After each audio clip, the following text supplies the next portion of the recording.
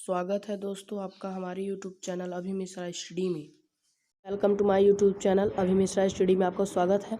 तो दोस्तों हमने कल जो वीडियो अपलोड किया था उसमें कई लोगों ने कहा कि मूल मात्रक और व्युत्पन्न मात्रक में अंतर बताइए। तो हमने सोचा कि बहुत लोगों ने वो कमेंट सेक्शन में लिखा था कि मूल मात्रक और व्युत्पन्न मात्रक में अंतर बताइए। तो दोस्तों आज हम आपको मूल मात्रक और व्युत्पन्न मात्रक में अंतर बताते हैं। देखो पहले देख रहे हैं आपको मूल मात्रक, ठीक है। मूल मात्रक 3 अंतर होते हैं दोनों में, ठीक है। मुख्यतः 3 अंतर होते हैं, तो आप पहले 3 अंतर समझिए। पहला, मूल मात्रक एक दूसरे से पूर्णतः स्वतंत्र होते हैं, यानी समझते हैं जैसे कि कोई मूल मात्रक यानी कि कोई भी मात्रक है और 2 मात्रक है, मान लीजिए 2 मात्रक है और वह आपस में पूर्णतः यानी पूरी तरह से स्वतंत्र होते हैं। ये पहला आपका कंप्लीट।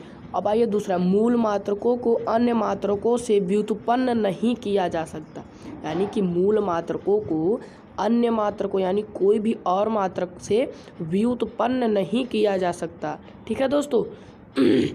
मूल मात्रकों के मानक परिभाषित होते हैं। मूल मात्रकों के मानक यानी कि जो मूल मात्रक है उसके मापने की उपकरण को हम परिभाषित कर सकते हैं, ठीक है दोस्तों। अब आइए हम आपको बताते हैं व्युत्पन्न मात्रक। देखिए दोस्तों, व्युत्पन्न मात्रक में कुछ है नहीं। पहला है व्युत्पन्न मात्रक मूल मात्रकों से प्राप्त किए जाते हैं, समझ रहे हैं। जो व्युत्पन्न मात्रक है वो हमारे मूल मात्रक से प्राप्त किए जा सकते हैं, ये पहला है। और यह परस्पर एक दूसरे से पूर्णतः स्वतंत्र नहीं होते, यानी कि कभी भी किसी टाइम एनी टाइम एक दूसरे से पूर्णतः स्वतंत्र नहीं होते, यानी कि 2 व्युत्पन्न मात्रक है वह आपस में कभी परस्पर यानी एनी टाइम कोई भी टाइम स्वतंत्र नहीं होते। दोस्तों आइए दूसरे में आपका है व्युत्पन्न मात्रकों को मूल मात्रकों से व्युत्पन्न किया जा सकता है।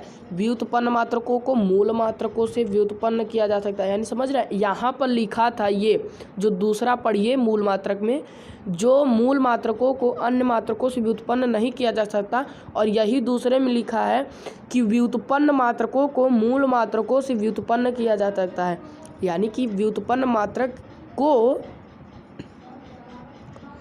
मूल मात्रक व्युत्पन्न कर सकता है और व्युत्पन्न मात्रक मूल मात्रक को व्युत्पन्न नहीं कर सकता है। तो दोस्तों अब आइए तीसरे में, व्युत्पन्न मात्रक को मानक परिभाषित होती है। व्युत्पन्न मात्रक के मानक परिभाषित होती है, इसका भी जो मात्रक है वह परिभाषित होता है। तो दोस्तों अगर आपको कुछ ना समझ में आए या फिर हमें बताने में कोई त्रुटि हो तो आप कमेंट बॉक्स में मुझे लिख कर बताइए कि हाँ ये हमसे त्रुटि हुई है। अगर आपको वीडियो अच्छा लगे तो please subscribe my channel and like share comment. धन्यवाद।